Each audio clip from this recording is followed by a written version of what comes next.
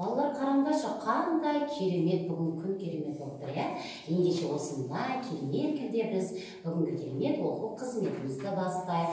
Ендеше балалар, біз бір-бірімізге жылулық сыйлай отырып, шаттық шеңберін жасайық.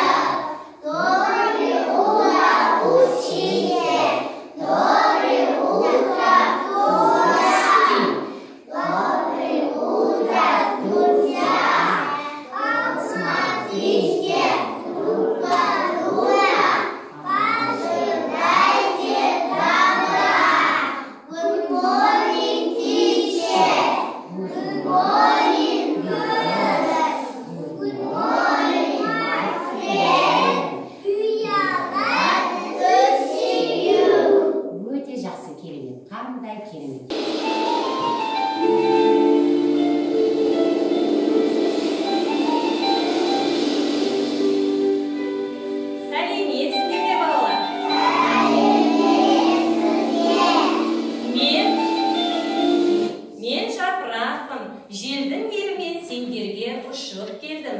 Мені сендерге табиғат ана жіберді. Табиғат ананың сендерге деген жылы лебізін алып келдім. Ой, қандай керемет, қош келіпсің, жапырақ. Ал енді балалар, біздің табиғат ананың жіберген керемет жұмбақ атын көрейік. Біз үшін өте керемет. Балалар, бұның ішінде көптеген заттар бар екен. Ал мына қараңдаршы, хат келіпті. Мен бірінші хатын оқиын. Сәлем хат, саламатсыңдар ма балалар? Мына мен жіберген заттарға қарай отырып, олардың не мағына білдіретінін тапсаңдар, маған хабарласыңдар. Мен сендерге қонаққа барамын. Сендерге сыйлығым бар. Сәлеммен табиғат ана, ол қандай керемет. Ал енді біз табиғат ананың мен заттарын көрсетейін. Балалар, мынау не екен? Тас.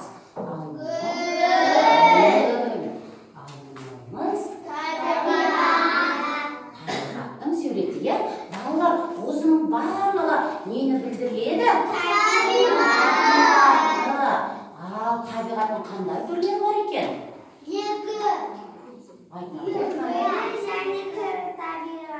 Дұрыс айтасың, өлі және тірі табиғат.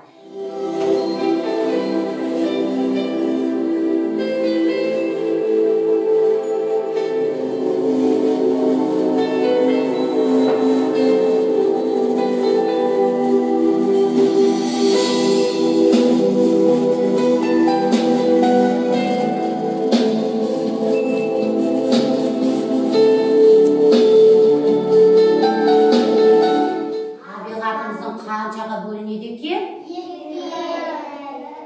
Екіге, өте жақсы.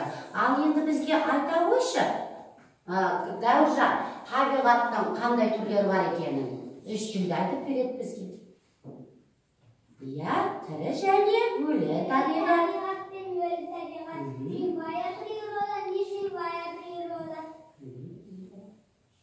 Өте жақсы, жарайсың, тұра қой. Өте жақсы.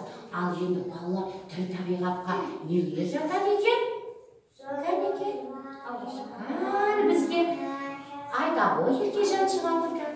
Жануарлар, адамдар, өсімдіктер. Өте жақсы. Ал өлі табиғатқа нелер жатады екен? Айналай, бізге тұралар.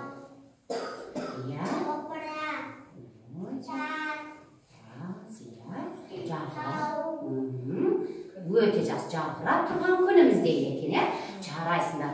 Өте керемет балалар, өте керемет. Ал енді балалар, біздің не себепті осы тірі өлі деп жатырық қой? Не себепті оны біз тірі табиғат дейді екенбіз? Кімнің айтқысы келеді? Не себепті тірі табиғат дейді екенбіз? Ал айталық кішкі.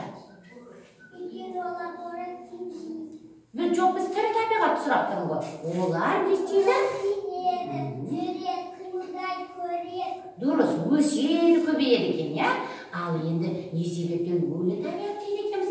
Мен уәліңнен сұрағым келіп тұр, кәмекей. Тамақ ішпейді, өспей көбеймейді екен, иә? Өте жақсы, жарайсың балалар. Міне, балалар өздерің айтпақшы, міне тірі гүл табиғат. Біздің бүгінгі оқу қызметіміздің тақырыбы ғажайып табиғат. Ендеше қазір балалар біз топқа бөлінеміз, ғажайып және табиғат деп. Алдарында сендердің төс белгілерің бар, сол төс белгі бойынша ғажайып тобы мұнда, табиғат тобы мұнда отырамыз. Сендер жайғасқанша мен табиғат ананы шақырайын. Алло, табиғат ана, біздің балалар сіздің тапсырмаңызды орындады. Келе берсеңіз болады.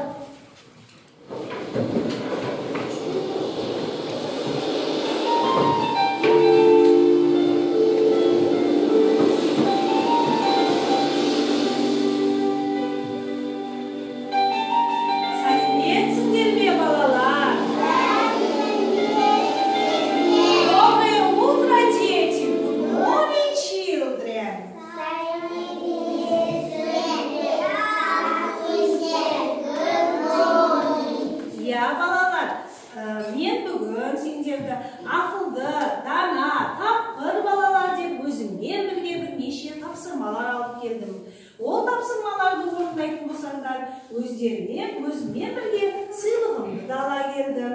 Анекей, Қош келіпсіз табиғат ана. Қандай керемет, рахмет сізге. Иә, біздің балалар ақылды.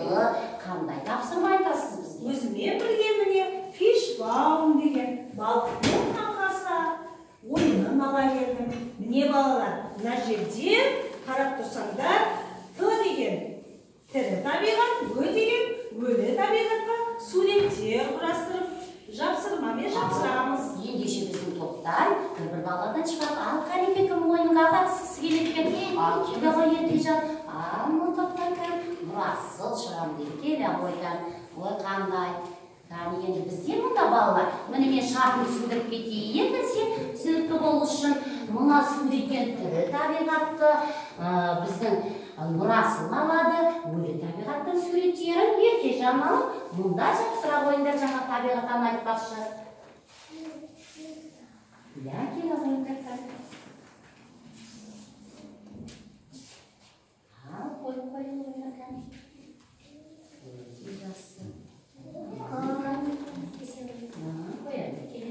Жарайсыңдар балалар.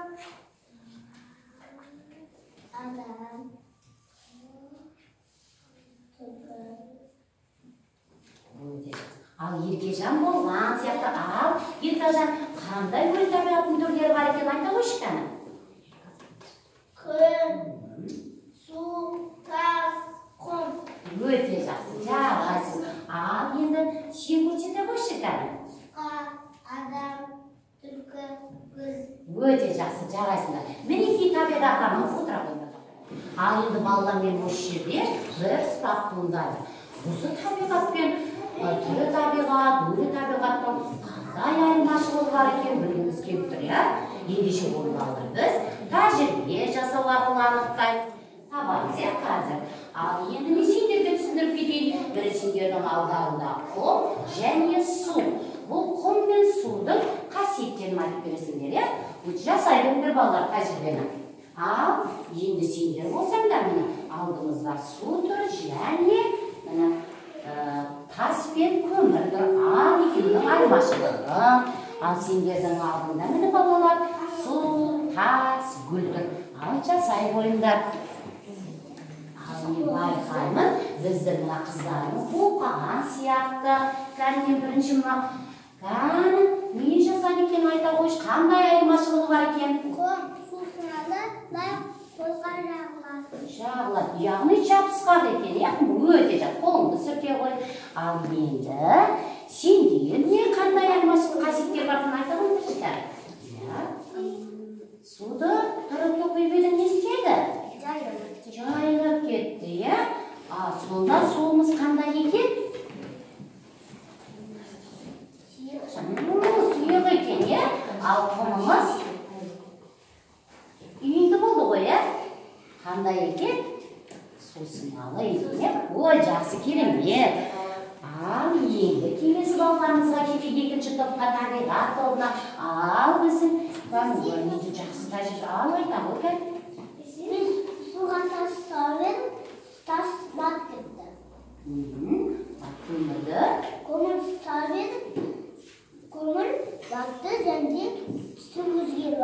өзгерді, иә, екеуі де ауыр екен, бір батып кетті, бірақ біздің газды суда өміріміз өзгеріп, түсін өзгеріп, өте жақсы.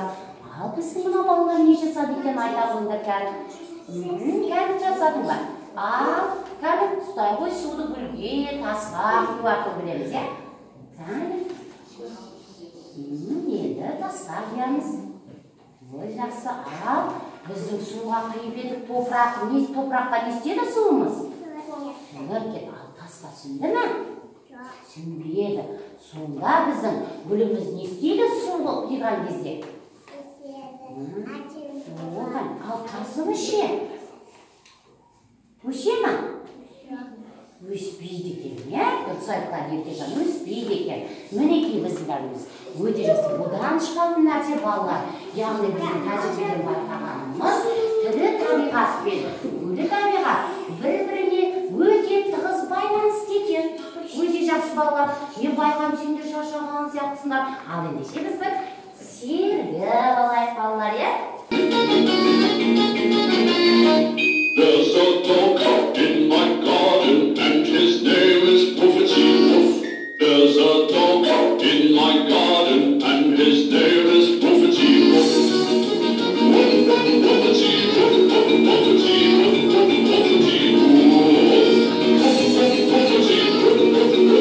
Woof, Puffety Woof. Қазір балаларымыз мына шығармашылық жұмысымызға келдік. Мен сендерге алдарыңызда түсіндірге кеткен балалар, қараңдаршы балалар, біздің алдымызда керемет мына алдарында сендердің арнайы боялған құмдар және сынған бұтақтар тұр, желім тұр. Міне осылар арқылы сендер арнайы берілген мына заттармен, яғни бұл жерде сендер өлі табиғаттан түр табиғатты жасайсыңдар. Ал іске сәт балалар.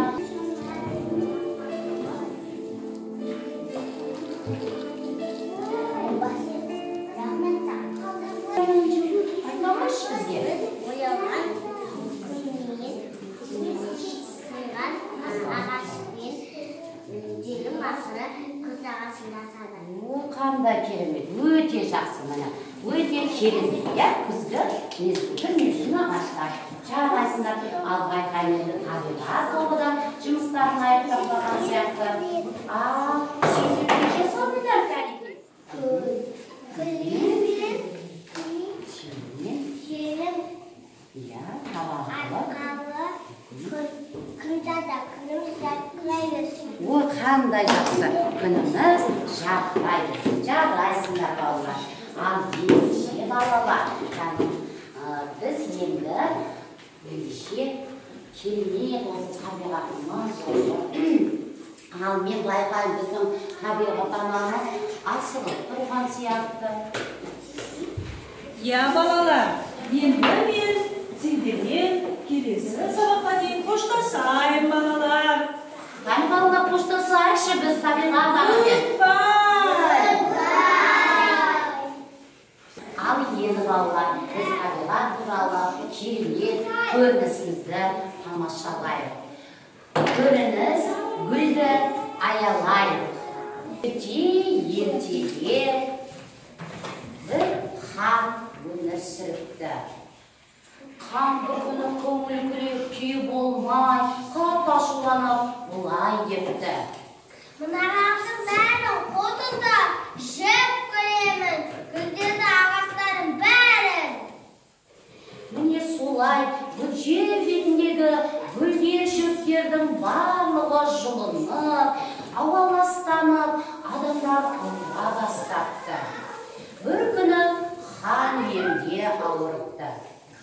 Содан хан уәзірі жайға салыпты. Сарайға емшіні шақырыпты. Емші келсін деп.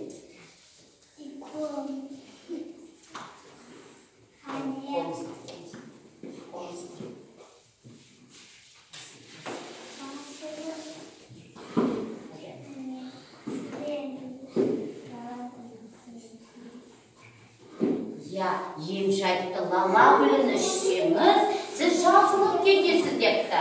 Содан кім лала гүлін тауып келсе, соған хан тағын берем депті.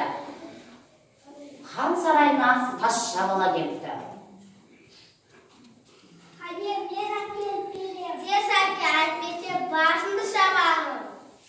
Бала айлар күндер жүріп орманға келіпті. Орманда қоянды кездестіріпті.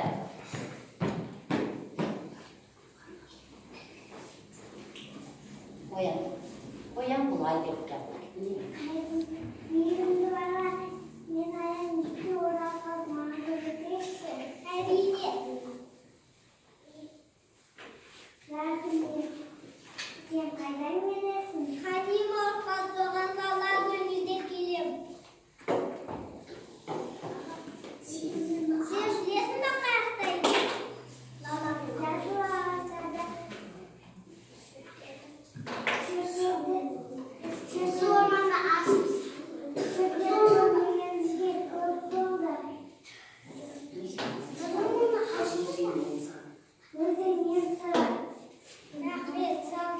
Бала жүріп өзенге келіпті. Өзеннің жағасында балық кездесіпті. Балық тазша балаға айтты: "Мейірімді бала, маған көмектесші, мені суға салшы" депті. "Рахмет саған, сен қайдан келесің?" "Лала гүлі деймісің? Онда сен оны құстардан сұрасайшы, олар аспанда ұшып жүреді ғой." Бала орманға келіп, қарлығашты кездестіреді.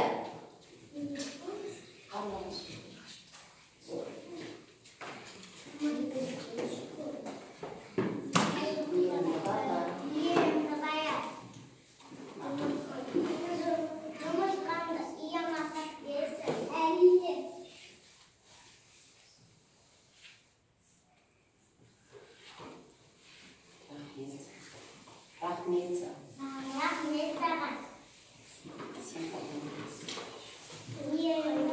Қайдан келесің?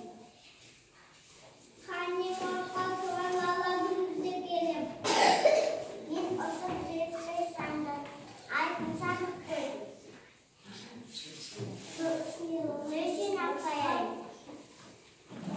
Сөйтіп бала мен қарлығаш алтын сандыққа келеді. Қарлығаш қостасып ұшып кетеді.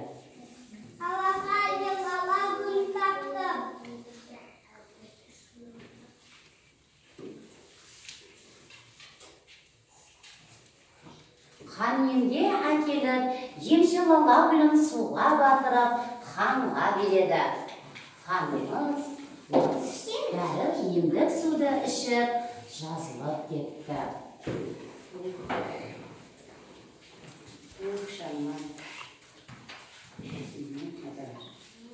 Саған айтқандай сағымды берем.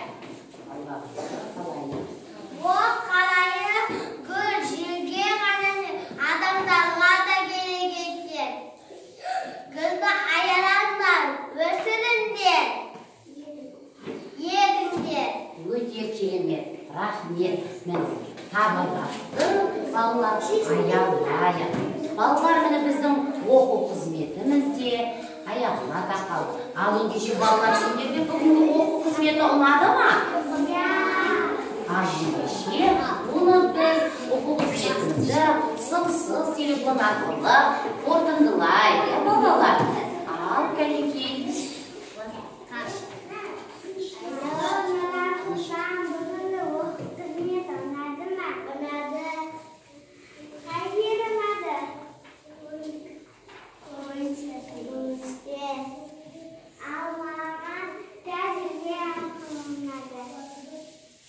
Өте жақсы. Міне, өз ойлар тәжірибе, өте жақсы балалар, жарайсыңдар. Табиғат үн қаталса, айтар еді білгенін, ғасырдың тарихы болса, жеткізер еді көргенін деп. Адамзаттың табиғатсыз күні жоқ, мұны айтар табиғаттың үні жоқ демекші балалар. Міне, табиғатты қорғайық, аялайық.